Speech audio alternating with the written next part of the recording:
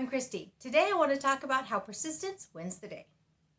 So as I wrote in last week's post, and I've got a link to that over on the blog, you can find that at www.havenofhopeforme.com. This originally posted in October of 2020.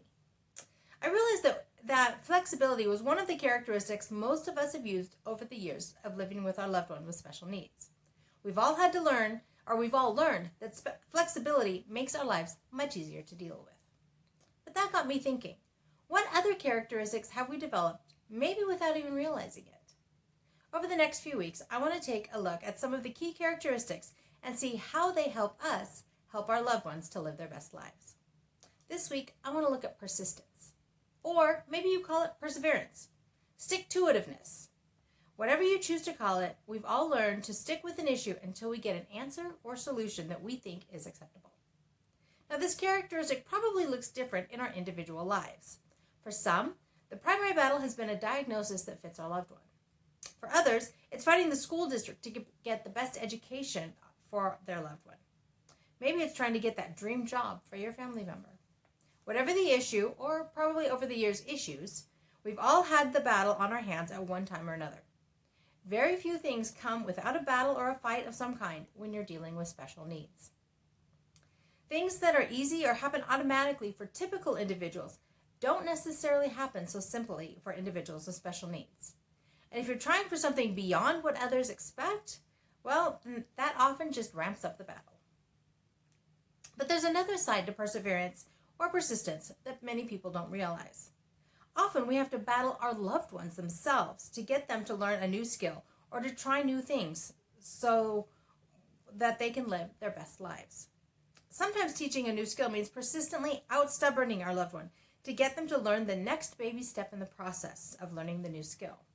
It's exhausting, but we know that it's truly in their best interest to learn this skill, and we know they're capable of it. So we persist. Now, you're probably laughing at my use of the word out-stubborning. Now, it's a skill I had to develop, and I actually used with both of my boys. For many years, they would dig their heels in and refuse to do something, and I'd give in and do it for them, or whatever. Eventually, though, I got smart, and I trained myself to outlast their stubbornness, and then they learned to do whatever it was I was trying to teach them. I learned to out-stubborn them. Yeah, it's kind of funny to say it that way, but I can't think of a better term. All of this fighting can become incredibly exhausting, though. There are many times that it feels like all we do is fight one battle, only to win it and discover we have another battle to fight.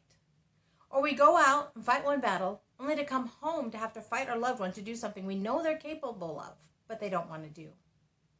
Or we stay up late preparing for a meeting we know will be a battle, only to have our loved one wake up during the night and have trouble sleeping the rest of the night for whatever reason.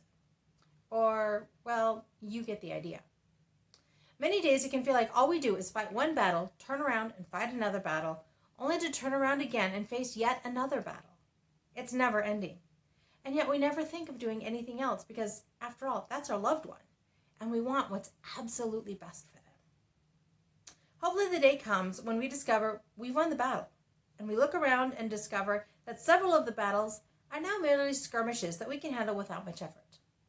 That's when we realize that it truly is worth all of the effort, sleeplessness, and work that we've put in. Out-stubborning everyone around us has allowed us to set our loved one up to live the successful, fulfilled, and complete life we know they're capable of. Okay, I'm still waiting for that day to totally come. And honestly, I'm not sure it ever will. I'm fairly sure that I will always have some sort of skirmish on the horizon that I'll be keeping my eye on, knowing that one day it may well flare up into a battle for something that I believe AJ needs to live his best life. But I'm his mom. I'm always going to be there to fight that battle for him because I want him to be able to live his best life. And hopefully, I've instilled in him the same persistence to fight for what he wants. Okay, wait a minute. I take that back. Remember when I said I had to learn to out-stubborn him?